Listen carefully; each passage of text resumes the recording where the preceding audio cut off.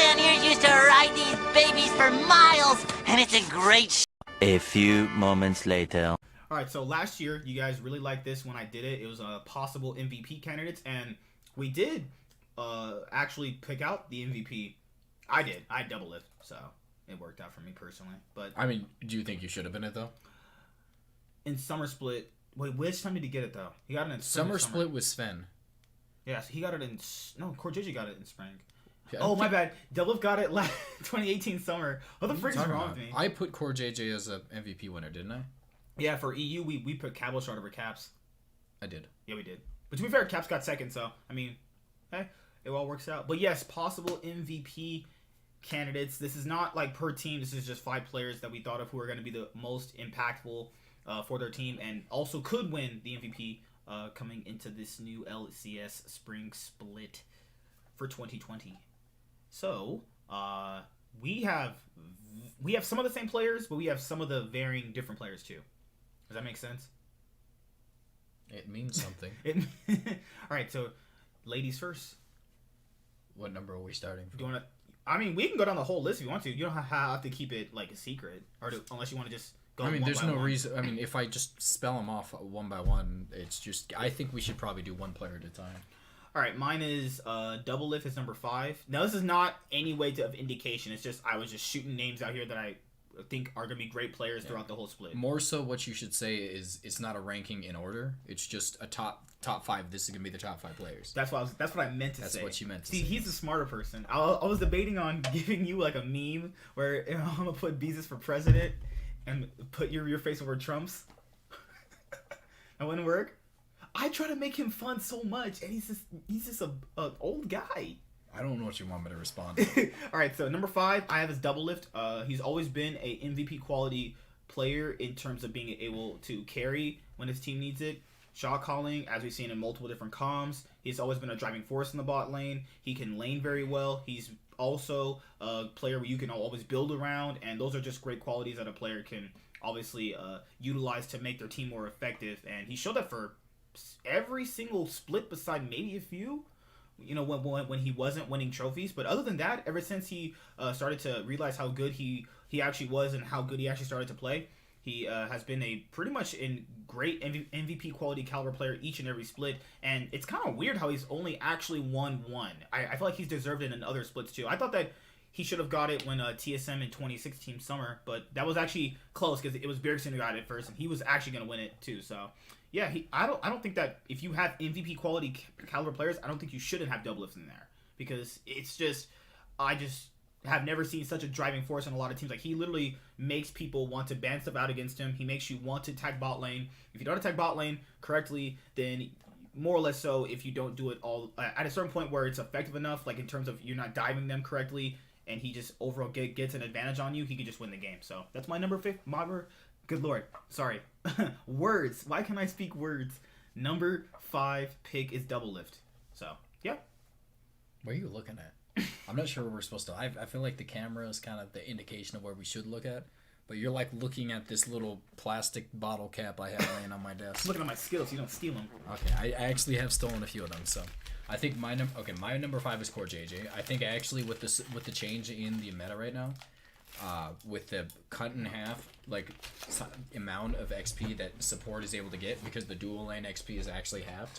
Well, it wasn't halved, but it was cut pretty dramatically, and the solo laners actually get a lot more XP than they did last season. I think it's pretty reasonable to be able to see that supports are probably going to be roaming a little bit more often to be able to get the ADCs. They're either going to roam more often or less often, depending on the ADC for the most part. But the ADC, the supports are in the meta right now are tank engaged supports, which benefit a lot more from roaming early on. And again, I can see more often a lot of the supports roaming towards mid and roaming with the jungle in the bot side of the jungle to be able to get them ahead and trying to let the ADC farm up to like get the extra levels. Because if they get like 1 to 2 levels on the bot lane, they usually have the resistances based purely off the per level gains to be able to be able to survive at least. And then with the roaming and getting a kill into the mid lane or the jungle ahead in XP, like at farm and stuff, you're going to see a lot more jungles or supports roaming, in my opinion. And I think that's the biggest reason as to why I see CoreJJ doing it in comparison to an ADC. who is probably going to benefit less from the half to XP when the support is in the role. I think they're going to be a lot less viable, even though I do think the change in the crit is actually going to make ADCs like it's a big toss up for me. I don't know what's going to be the biggest impact in the pro scene because I haven't seen too many games yet. Is it going to be the half to XP that makes them lower level than they used to be able to, where so is the mid lane is going to come down 2 levels above, 2 to 3, or is it going to be the change in crit items with what is that item, Storm Razors, which is incredible on pretty much every ADC. They buffed it again? Well, no, they didn't buff it. They changed it to the proc on what's it called? It slows and it slows and crits, doesn't it? Well, yeah, it has crit on it. But what I'm saying is they changed the whatever that thing is called, the building up thing. They changed that to do a lot like more, so you can buy the cure shard, whatever it's called, and it can actually be a proper buy instead of being completely terrible last season. I think with the change in items and the what is that crit cloak called again? Jeez, I don't remember. Whatever the purple crit cloak that gives you 25%, you can usually build Storm Razors into 100% crit pretty cheaply because you don't have to finish the item to get that extra 25 or 5% now. So you can usually get 100% crit at a pretty cheap amount of gold, and it actually benefits ADCs a lot. But the big problem with it is I still think that the level per level thing and the difference between the mid lane levels is gonna be the big difference between them. And I think that's gonna be the big reason as to why I don't see ADC taking off by themselves. But again, it's all dependent on, like, I do actually think this meta does depend mostly on jungle, which it did last season too. And if they can get ADC ahead, I could actually see an ADC getting MVP. I do want to point that out. But again, I think it's probably going to be a supporter jungle this season because that is the most impactful role, like it usually is. So again, Core JJ is probably the most impactful support himself. That's why I felt like I had to put him up there at the very least, and that's pretty much it for me. And number 4 for me is Froggen, Thorin's reigning mid laner that hasn't won anything since 2014 Alliance. Froggen has shown so much, actually. Ever since he was on Elements, Alliance, Echo Fox, he's always been a great mid laner. I think that last year he got severely, not even just outclassed, he got outshadowed by everyone kind of just not really understanding what he was doing for his team. He would pick pocket picks, carry games. He would be able to roam effectively, create CS advantages for himself, and transition those things to other parts of the map. I think that what he does as a player is that he creates so much pressure that it forces the jungler to go actually and go to mid lane. He's actually been a player that a lot of players have said that he's actually been super impactful in a lot of the games that they've actually won. And just factor in, without Froggen on Golden Guardians last year, pretty much they would have been irrelevant. And I think that on Dignitas, around other pieces, he's going to be a driving force and a driving consistent force to actually make them a much better team. Because, you do have Aphromoo, but I don't think he's actually been that good for a bit there. So, and you're also factoring in the other inconsistent pieces with his team. I think Froggen's just been the best piece about most of his teams for a while. And he's actually been an MVP quality candidate player for a long time. So that's why he's going to be my 4th for possible MVPs. Your 4th. My 4th? My 4th is actually going to be Lickers. I really didn't want to put him up here just because it gets him going when I put up Cloud9 players. Because he always gives him such unfair criticism. I said Sneaky sucked last year, and he said, no, Sneaky's like... It was it? I put Sneaky as number 8 ADC, and he got upset. You said Apollo was better. I was like... I didn't put Apollo better. I put Apollo at 9th. Number 10 was what's his name. I put a lot of ADCs in front of Sneaky, and you didn't like that. But again, I'm saying I don't like giving credit to Sneaky when he doesn't ever deserve it. I know, but that wasn't the spring split. You're right. Said Piglet was gonna be 4th. I did say that, and I'm still sticking to that. I don't care what anybody says. It's my story, and I'm sticking to it. Well, I'm still saying that he was pretty good in the spring split, but. Don't ever tell him that Wild Turtle was better. He gets so triggered. Well, they're going to base it off the one game where I could point out the reason as to why Jinx popped off. And yeah. I showed you that game. You're like, oh, yeah. He actually showed us on the channel why he got ahead that game. Remember? Yeah, it's literally just because of an improper pulverized flash. Yeah. that got Jinx the double kill because she was able to get the passive off of it. If you want to talk Piglet, I could get a book. I remember you pointing out you brought up Piglet. I'm just saying. You knew that I was gonna get emotional about that. So I think the big thing about this is, first of all, I think I think that my number 4 is going to be Licorice, and I think the reason that he actually deserves it is probably because he's the single best player, and what I would say is going to be a playoff performing team. I think he is by far and away. There's no competition for the best. I think Vulcan Sven is actually going to surprise a lot of people because I know Sven did underperform, but I think it mostly had to do with improper supports surrounding him every single season. I think he might actually do a lot better this season because I think Vulcan is an up-and-coming support that's going to take the crown as like the best support in NA again eventually. Ooh. But I mean maybe. I don't know. Then again, I said that about Key back in the day, and he didn't pan out to be anything. If you guys don't know who Key is, that's why. I'm telling you, he was known for a little bit. I thought that. I thought Key was. I literally said Key is gonna be better than Mata by the end of his career, and it's not as bad as what I said. He almost ripped all the hair off his head one time I told him this. I said Kiwi Kid was a good support. You did say that. You did tell me that, yes.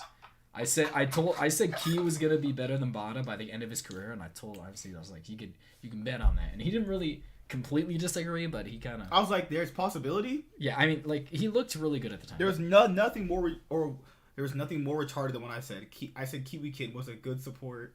Like my brain just collapsed. I was watching too much NA at that time. Okay, so I think the big thing about Licorice, first off, I think he is always. Since the time he came into the LCS, he was always in contention for the top 3 top laners in the league, and I don't think that's gonna really change. I do think the champion the pool inside of the top lane itself drastically improved just because Doke was gone. I think that's all it took. It's all it took for top lane to become incredibly more potent. Like top lane with Dokla's gone, I think that Hunters are pretty solid. Like the worst 8 top laners probably gonna be like a competition for a pretty solid like Adarune and Viper, and those are really solid 8 top laners for the most part. I think that is probably the strongest role that NA had. Mid and top are the strongest roles. They have really good solo lanes, but Licorice is right now without a doubt in contention for a top 3 top laner. I think there's no way he's gonna fall below that. I think that without Licorice, Cloud9 would look a lot worse. Well, they would not be in the playoffs, in my opinion, if he wasn't on that team. Because he just impacts the map so much, though. Like, remember the game where he was losing its Viper? He just left it and just started winning around the whole map by himself. I don't think I've ever seen a top laner do that in North America consistently enough. Because, like, he did this at semifinals of Worlds too. Like, he just left and it was like, I can't win this. I need to go help the other map. I can't win against this guy. Not because of, Keen. People always give him crap for that, too. Oh, he lost to Keen. Do people even know who Keen is? Everybody knows who Keen is. That's the kind of reason why he lost. I mean, Keen is incredible. Like, come on, that's like you facing off against Core JJ in lane. I'd smack him around. That's like you facing Core JJ in lane. Okay, so I believe this. I don't know if he does. But yeah. Also, if you ever see this, what's his name? Who? Saint Vicious. I want an apology. He flamed me in solo queue yesterday. We all flame you. He flamed me in solo queue yesterday and said, "Oh my god, this guy asked for his role." Oh my god. And then you do. Oh, I hate him. I hate him now. I hate Saint Vicious. Yep. So for the most part, I think that Licorice is probably a consistent threat throughout the entire season in terms of just doesn't matter what the meta changes into. If it's carries or tanks, he's still going to be a consistent threat. And that's something that you're not going to get from the rest of the. Well, I won't see you get. I mean, honestly, I could see a few other top laners doing that. But for the most part, I think that he right now has been the consistent top laner that's been in the league consistently, because someday is relegated into academy. Because it probably can't manage people to save his life. So for the most part, I think with a playoff team that is really only centralized around one carry in Licorice, and then Sven being that backup carry right now, because I don't think he's been that great. I think it's going to be, a lot of the resources are going to be designated to him, which is going to give me, I think, even more resources than last season. And I think that he's shown he can use them effectively. And with the change in the type of jungling that's going to be allowed, I don't think there's going to be as many ganks as there was before, which is going to allow him to probably bring up the disparity between gold differences between him and the enemy top laner, because most of the time he's able to win the top lane in terms of just dueling wise. So I do think he's probably going to be one of the best top laners. I'm not going to say he's going to be the best, but I think that without a doubt, even if he isn't the most mechanically gifted, with the impact he has on his team alone, I think he's probably going to be the one that has the most potential for being in contention for the top lane, or for MVP. Like, I'm not going to say the most. I can't spoil it, but... Oh, yeah, you're right. I don't know if I'm allowed to spoil it, but for the most part, I think that, again, with the impact he has around the map, with the state of the team being centralized around him, with the resources he's going to be given, and with the state of the game right now in terms of just top lane is going to be on its own little island, because you need to focus bot lane if you do gank anybody. I think this is really going to show how good of a player he's going to be able to be, because this is probably the prime position that you'd want to be as a top laner. My number 3 pick is everybody's favorite mid laner. Even if he plays bad, you just have to erase it out of your mind, because that's what everybody believes. He doesn't have bad games, but... You're so obnoxious. People do it. No, people because you're and for caps. You do the exact opposite. It's like he'll have a good game, but like he's like, yeah, but did he flash gank bot level 3? Well, no, he didn't do that. Then he's bad. It's like you just like drag out flaws that don't exist. Like dragging out flaws that people choose to ignore. No. Right? There's flaws. There's people that don't see any flaws in Bjergsen, and then there's you, who's the exact opposite. Who's the exact opposite?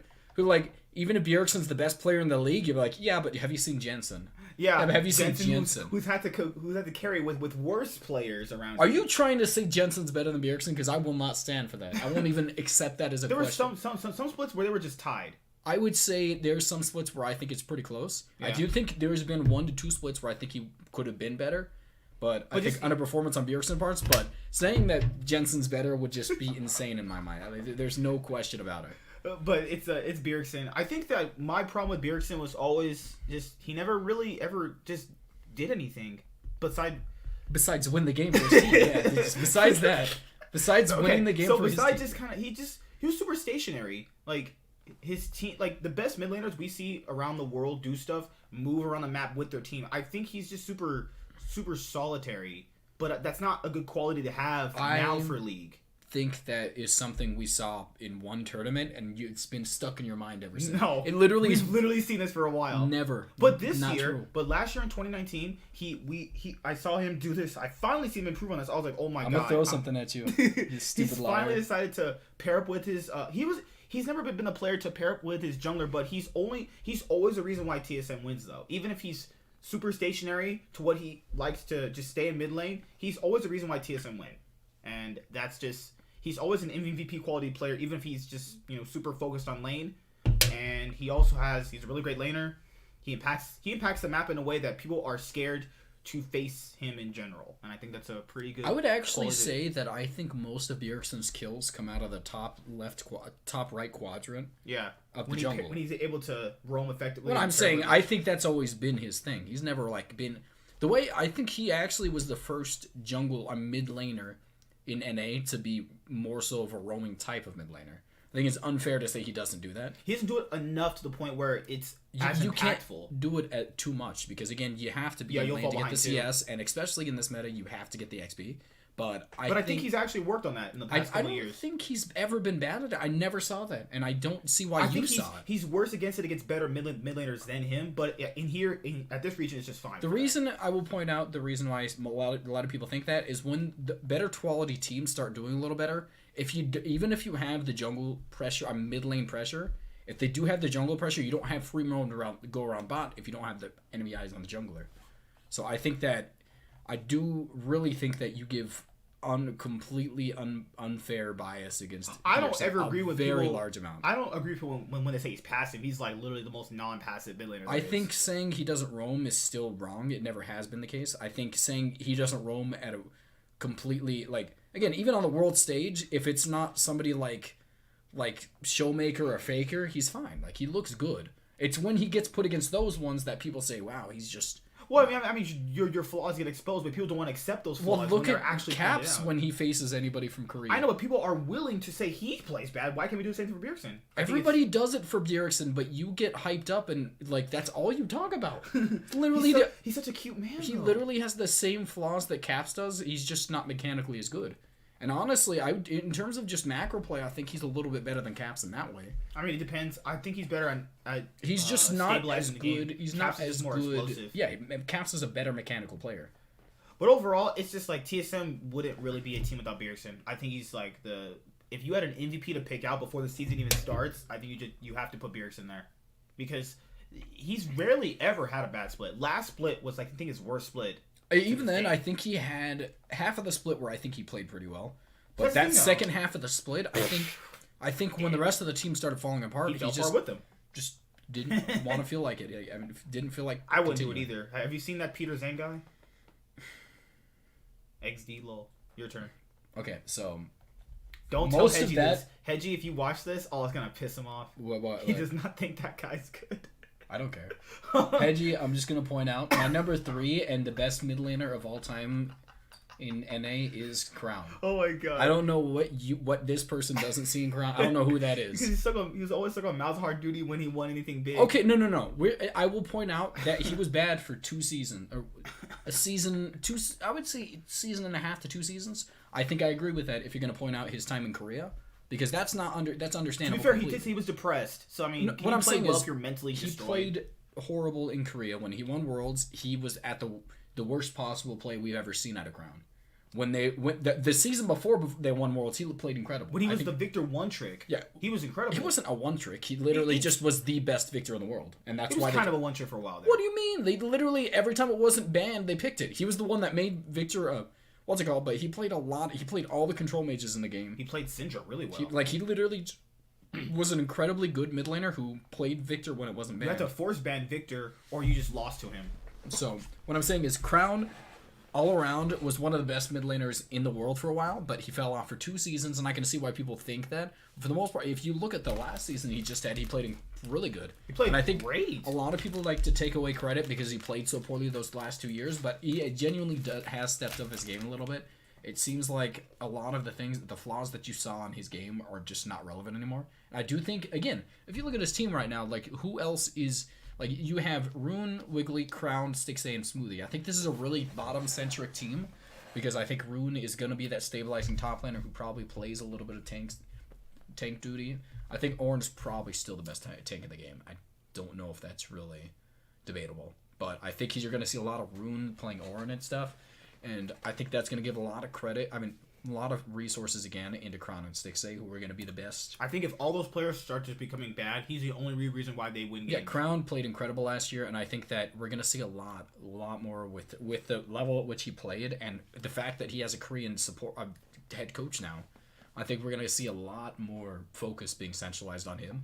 Because Stixay, I think he did play pretty decent in the summer split at the end, like when he started playing again. But for the most part, it's really hard to say that he's going to be able to take over again because I have not seen a lot from Smoothie recently. So it's not like this is going to be the most impressive bot lane. And I think this is actually a downgrade from Biofrost. So that's why they was like, hey, I'll trade you this guy for this guy. I'm saying this is, in my opinion, a downgrade from Smoothie. You think CLG got the worst end of that trade? Yeah, Biofrost is substantially better than Smoothie now. Oof. I don't even think it's really close. Like, he's been, for like 2 seasons now, he's been like more tiers consistent above and way better. Not even just, like, even Smoothie's highest was better than Biofrost, I think, back in the day. But Biofrost is the most consistent support we've had in a while. I think he's just the new version of Aframu. Ooh. And he's Canadian. Yeah. So for the most part, I think... Also, Crown, factoring last year, without Crown, Octave would have not been in the playoffs. I mean, even with Meteos. Crown was a very big factor in it, and I think they probably wouldn't have made the playoffs, but I don't want to give him the ultimate best player on that team because I don't think he was the best player on that team. I think Meteos was probably the best player on that team because he was the driving force behind it, and Dardoch was the best player when he was playing. Because and that was along with, what's his name in the bot lane? Arrow and Big. Big was a good shot caller. Or they had... Big was a really good shot caller when he was playing with Dardoch, and Meteos was the shot caller, it looked like. Or they had, Asta and... I don't care about them. I don't care about them. Stop. Stop that. So... All right. Unless you got anything else? I don't got anything else really at this point. Unless you could say how much that Crown impacted the map. Because remember, there were certain games where they gave the other mid laner the counter pick, and he just took the standard matchup and he won consistently. I don't think he ever really got a bad matchup. Really, like he genuinely always got pretty solid matchups because they usually focused around that. But I think again, the meta with Song does tend to play more so around either the top or what's it called? The top side of the map. That's usually the type of teams he builds. But I think I can see him building a mid-centric team around this. My second pick is Dardoch. I don't know what people are saying that this guy's washed up or this guy's just not a good jungler anymore. He was literally MVP of the 2018 Spring Split when freaking Alpha won it, but Echo Fox didn't really go anywhere. So I thought he was incredible. He's played MVP quality jungler since he's been in the league. I don't think I've ever seen a bad split from this guy. He's the reason why most of his teams win. He's the reason why you do things around the map. He pairs up so well with any of his laners, despite them probably not seeing the game properly. And he's actually super explosive. He can play tanks the same way he plays carries. Also, he has a really good mindset for the game where he knows where to be at the exact right time. He knows when to push an advantage to the furthest extent, and that's why Dardoch will be my number 2 pick. Like I said, not in order, but I think Dardoch is a really good jungler, and I think he's going to surprise people again. And Dardoch and Bjergsen are going to be the reason why TSM are going to be really as far as they are. Because I think that under TSM, I know some people have said that, they're going to break him. I don't really think that personally. I don't think Bjergsen can tell Dardoch what to do. I just don't think he'll listen personally. But, they do like each other. But, that will go some places. And I think you need Dardoch around a team of Broken Blade, Kabe, and Bifrost because, their bot lane seems to be, from what I see, just a little bit too passive, but we'll see how Dardoch pans out. But I think he's actually really good. I think he's had a lot of good quality traits for MVPs, and yep, he's my number 2 pick. So my number 2 pick is gonna be Someday. I actually was planning on putting Meteos here, but I realized that with the state and the type of play that Meteos plays, it's probably gonna be the most beneficial in terms of, though I do think he's gonna be the most impactful. I think it's gonna make Someday look the most like impressive. I think that with a supportive, like more aggressive like type of counter jungling / topside ganking jungler, I don't think he really is a topside ganking jungler, but I think that's what he's going to be in this team. I think that's really going to make Someday shine because he really honestly doesn't need ganks as it is. There's not really a top laner who's going to beat him in lane. What's the thing for top laners? He can play weak side. He can lose gracefully. What I'm saying is still be relevant. Yeah, what I'm saying is I think it's going to make him look really good once Meteos starts being on this team because he is the single most intelligent jungler in the league. It's a competition between him and Dardoch in my opinion for that. But I think he's probably the better macro play jungler out of the two. I think that's going to really benefit Meteos. Someday, because I already know that Meteos, when he was on that team, made Someday look like a monster. I think that Meteos has improved drastically since then, in my opinion. And I think that's going to really make... what did you just say to me? What happened? You just said, I don't know. No, I didn't. Something about spoiled. Spoiled milk? Why did you just say spoiled milk? Because that's what... No, you didn't just say it. You whispered it on my neck. You whispered it on my neck. That's what kind of feels like Someday is sometimes. Spoiled milk, except for, certain days. What does that even mean? I don't even know. No, give me that analogy, because you're saying that some days he sucks? No. I'm confused. I genuinely... Why did I say spoiled milk? You said spoiled milk, and I want to know, because some days, you really made it sensual. Some days the milk you get from gods. You didn't? That's completely opposite from spoiled milk.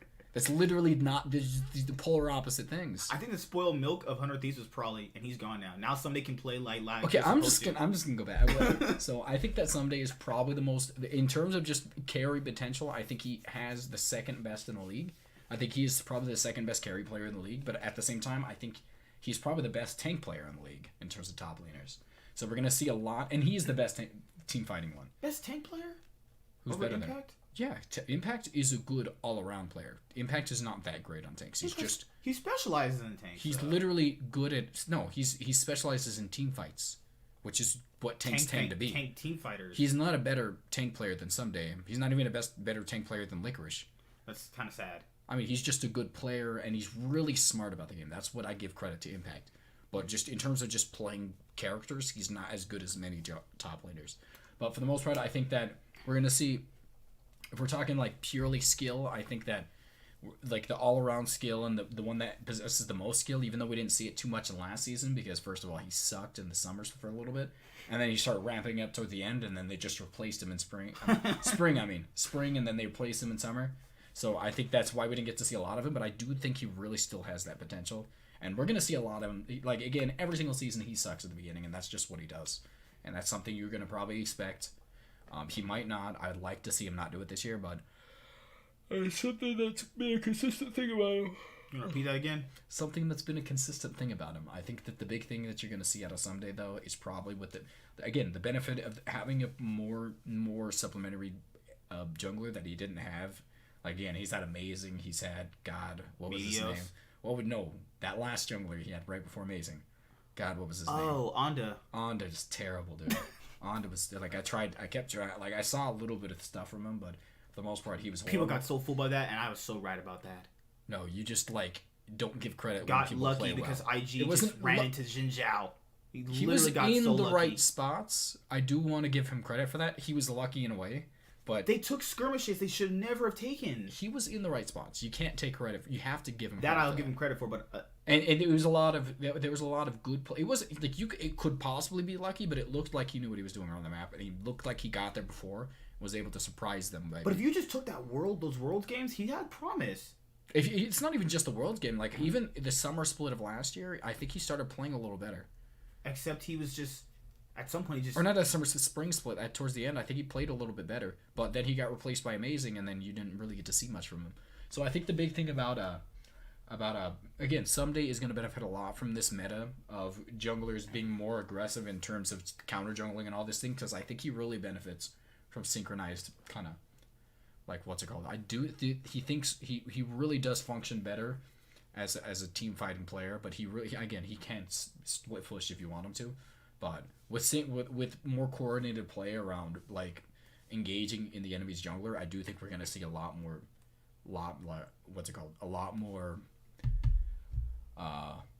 team fight oriented. No, we're gonna see a lot more.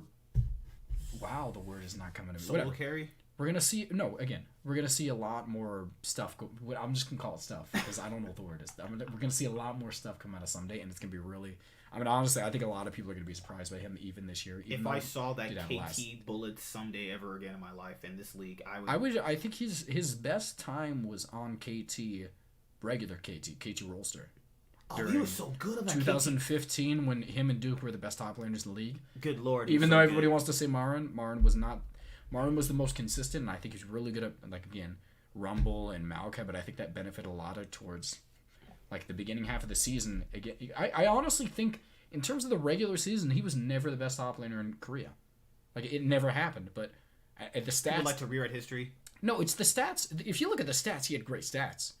He had 100% win rate. But people always value a great team player over a solo carry. But what I'm saying is, if you look at the Worlds, like, he was incredible. He was just pure carry from there. But again, I think that we're gonna see a lot more come out of Someday, and I can't think of the word for it, but he's gonna have some stuff.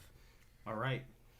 Stuff without Prolly, I believe it. I don't want to hear about Prolly again in my life. In my life. Him and Aframu can both... rot in the deepest parts of hell. Aframu gave me a dirty look when I took a picture with him, and I bring it up every time we make a video. Bjergsen's beard touched my face, and it was, like, the best feeling I ever got. I put my arm around Bjergsen like this, and I caressed his hip.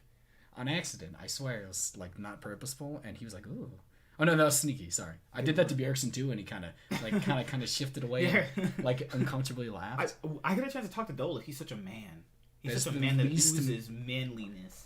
What kind of men do you see? He was intimidating. He was really intimidating. Nice soft hands. Stop saying that, man. He had some really nice thick. He had like a thick body that I was like, oh my goodness. I just don't want to talk to you right now. All right, number one for me is Licorice. I think that in terms of having a homegrown North American talent, he's been one of the more better parts of Cloud9 for quite a bit of time. He knows how to lose gracefully and then impact the map in a way that I haven't really seen most North American top laners do. But if you're talking about, you know, the imports, then yeah, they mostly know how to do that. But he's been a driving force of Cloud9. I think that he was MVP quality last year too, but people like to, you know, obviously reference the fact that, you know, he didn't play that well in summer, which is not true. I don't know who's been saying that. You're blind if you believe that.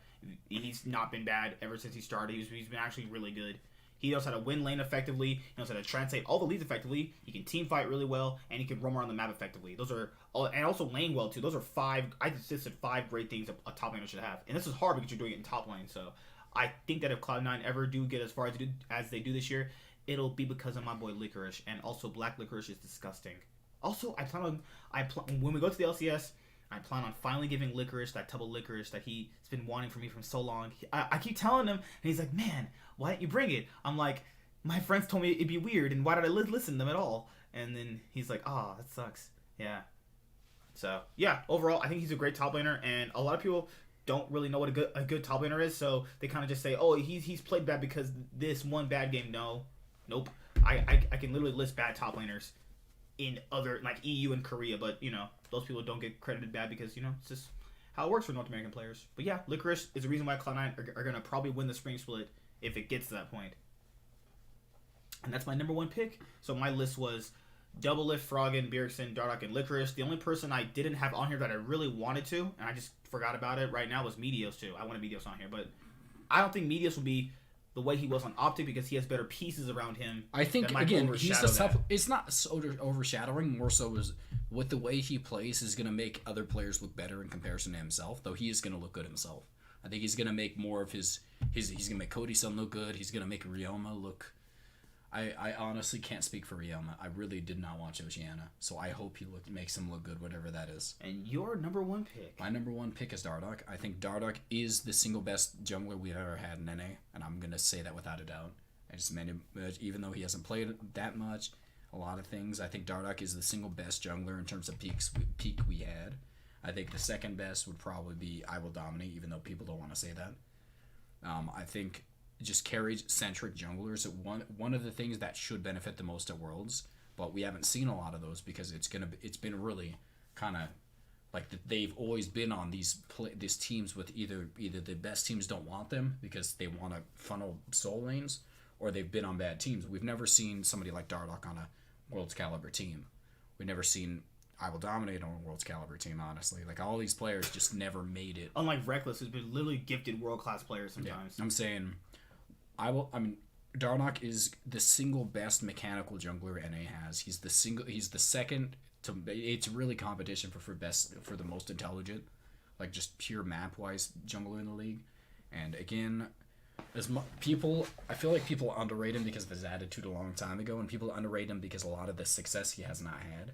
But if you look at his play, there's absolutely no reason you can deny that he's been the best jungler we've had. Like, I kind of related to the score thing. A lot of people thought score wasn't that good because he had no success, but he's individually played well. I think a character I would like to point out is if we've ever pointed out a player in human history, and it's probably the best player that's ever existed on the planet. If you say Piglet, I'm going to cry. Okay, well, don't cry. Don't just cover your ears then. I know I do actually want to point out, though, Piglet, actually, again, it's a similar contrast to Piglet in 2015. I think that his ADC was absolutely incredible. I think no one would deny that. But everybody tends to forget it because nothing really came out of that season. All TL fans think is that, hey, we had Piglet for like 3 or 4 years. Well, he didn't win any titles, and then Doublelift comes, we win 4 titles in a row. That's the big thing about it, I want to point out, when Doublelift came onto the team and took over during that one season where he wasn't actually on TSM and they gifted to not get relegated, I do want to point out it was more so them needing a shot caller at that point in time more than an ADC, and I think that's the big thing about it. Doublelift also was pretty hard on because he finally got to show up Piglet for once. And I'm not going to say it didn't happen this year, but back in those days, Piglet was really hyped up matchups between TL and CLG. Yeah, Piglet used to manhandle him all the time, and I think that stuck with him. So he's had pretty much he's been pretty bitter. To be fair, Doublelift was gifted literal superstar. What I'm saying is, that's the whole reason a lot of people like to point out. But again, he had to play with a special. What I'm saying is, I think that's a similar contrast. Is whereas 2015 Piglet was extremely good at ADC that didn't make it to Worlds.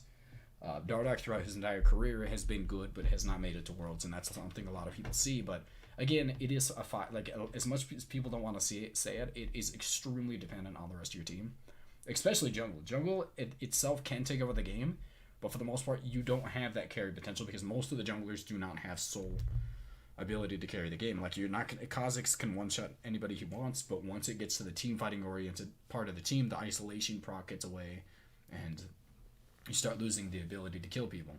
Like, I think that's something we see with Meteos a lot. I think a lot of his abilities are just not reflective. I mean, not Meteos, Dardoch are not reflective of success because he's not ever had that. Like, how many times has he been on a good team?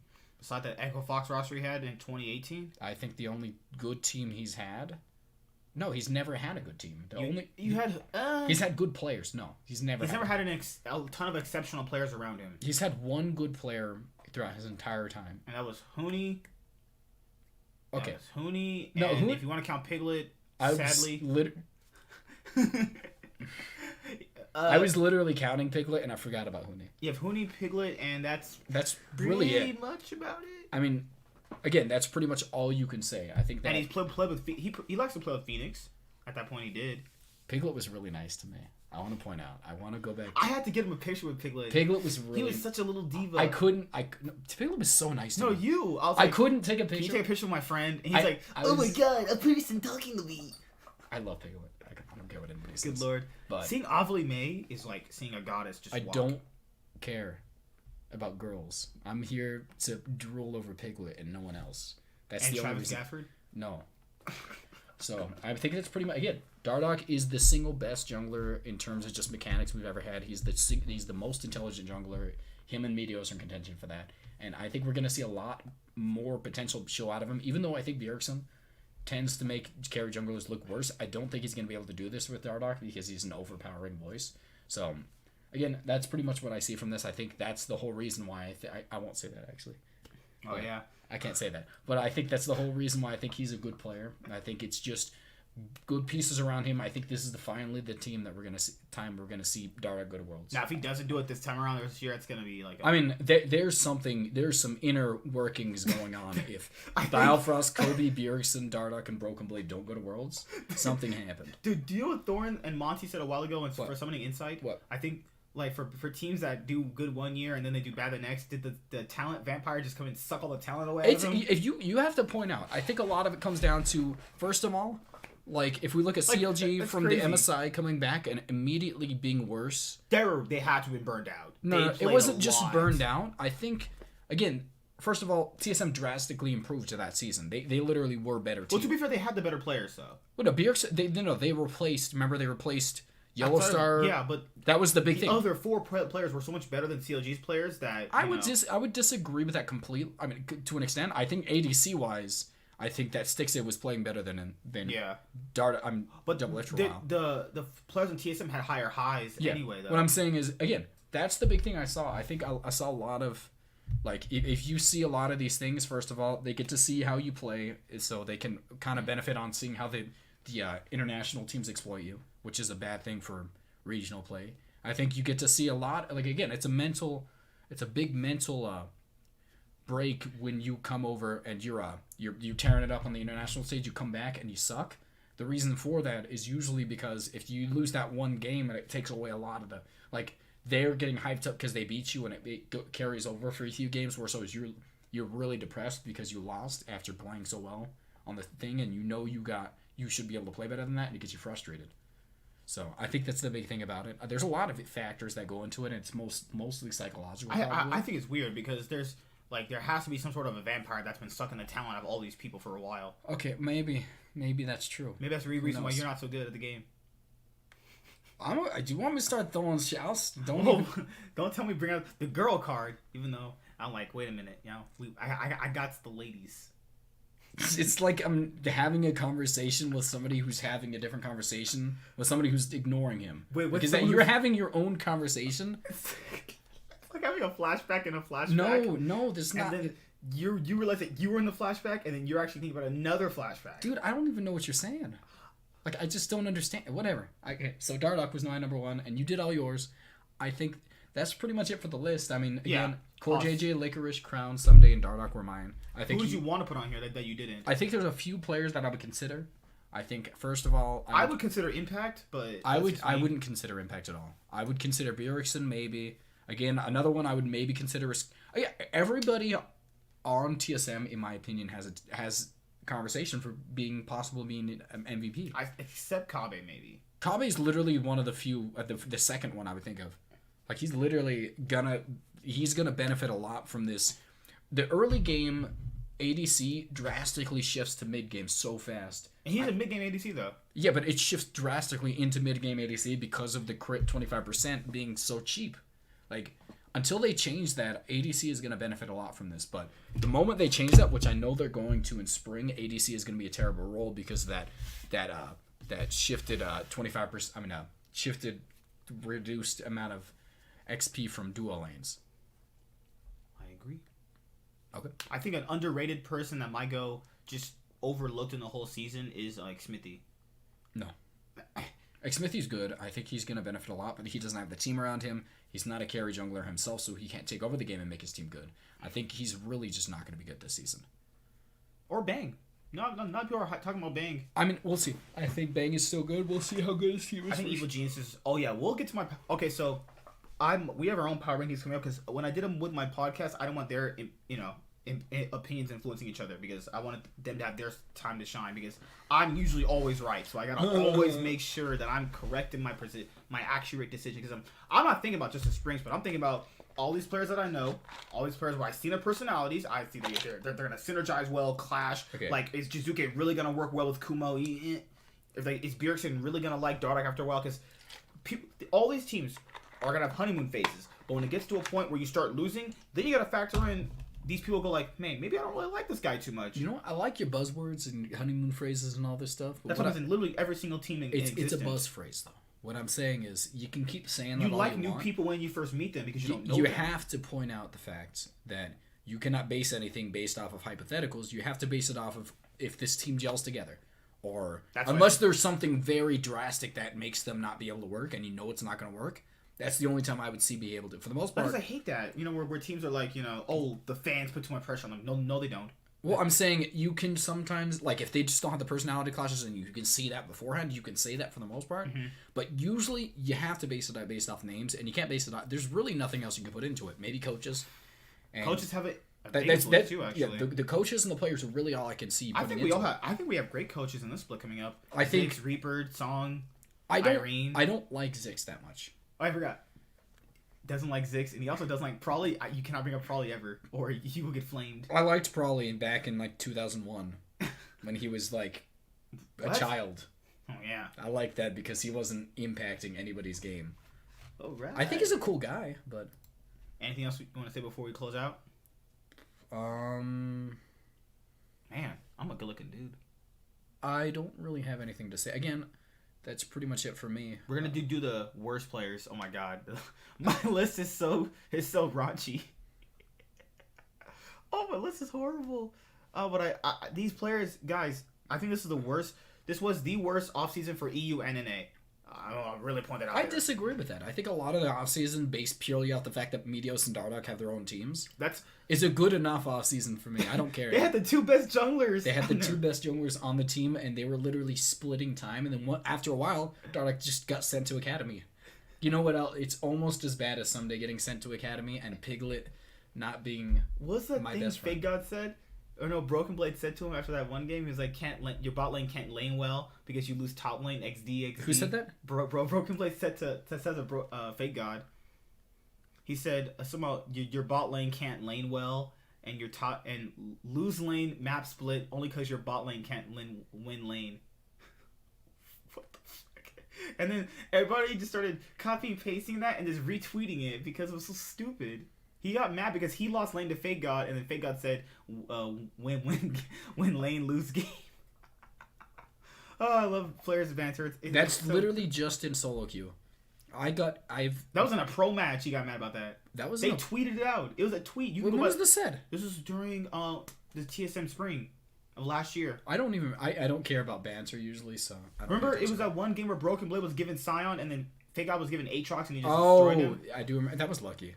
I remember that was one of the few games that he actually had good that season. But that was because Aatrox was overtuned. Oh, Aatrox is so broken. Aatrox was overtuned at that point in time with the revive, with all that stuff. But yeah. Now Aatrox is overtuned. All right. I got us to hang out too. What? For Wednesday, you good? Why am I hanging out? Remember you said? I will, I guess. Hi there, guys! Be sure to like and subscribe to the channel for more stuff. Yeah, thank you.